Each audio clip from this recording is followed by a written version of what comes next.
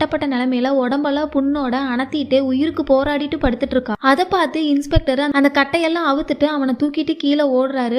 ஊர்க்காரங்க ஓடி வந்து அந்த ஆளை தூக்கிட்டு அந்த ஊரோட வைத்தியர் வீட்டுக்கு எடுத்துட்டு போறாங்க. ஆனா அந்த டாக்டர் பொண்ணோட ஃப்ரெண்டு அவர் ரொம்ப உயிருக்கு போராடிட்டு இருக்காரு. அவருக்கு உயிர் போற நிலைமையில இருக்காரு. அவர் ஜிஹெச்க்கு தான் கூட்டிட்டு போகணும், இல்லைன்னா காப்பாற்றவே முடியாதுன்னு சொல்றான். ஆனா அவ சொல்றது யாருமே காதுல வாங்க மாட்டேங்கிறாங்க. அந்த வைத்தியர் வீட்டுக்கு கொண்டு போய் அவனை படுக்க வச்சிடறாங்க. படுக்க வச்சதுக்கு அப்புறம் அந்த வைத்திய தண்ணி வைத்திய மூலிகை எல்லாம் கொடுக்குறாரு. கொடுத்ததுக்கு அப்புறம் அவனுக்கு நாடி துடிப்பு அதிகமாயிருது. இதுக்கப்புறம் எந்த பிரச்சனையும் இல்ல, அவன் பொழைச்சுக்குவான்னு சொல்றாரு. உடனே அவர் முஸ்லீம்ங்கிறதுனால அந்த டைம்ல அவர் சாமி கும்பிடணும்னு சொல்லி வீட்டுல இருக்கிறவங்க எல்லாரையுமே வெளியே போக சொல்லிடுறாரு. எல்லாரும் வெளியே நின்று இருக்கிற நேரமா பார்த்து ஃபர்தா போட்ட ஒரு ஆளு அந்த வீட்டுக்குள்ள போறான். அங்க போய் அந்த படுத்துட்டு இருக்கிறவனை கொலை பண்றதுக்கு ட்ரை பண்றான். கரெக்டா அந்த நேரத்துல அந்த இன்ஸ்பெக்டர் வந்து தடுத்துறாரு. கரெக்டா 2 பேர் வந்து அவனை பிடிச்சிடுறாங்க. அப்பதான் பார்த்தா அந்த அடிபட்டு படுத்திருக்கிறவனோட கையிலையும் இந்த கொலை பண்ண வந்தவனோட கையிலையும் ஒரே மாதிரி பச்சை குத்தி இருக்கு. உடனே அந்த இன்ஸ்பெக்டர் நீ அந்த திருட்டு கும்பல சேர்ந்தவன் தானேன்னு சொல்லி கேட்கறாரு.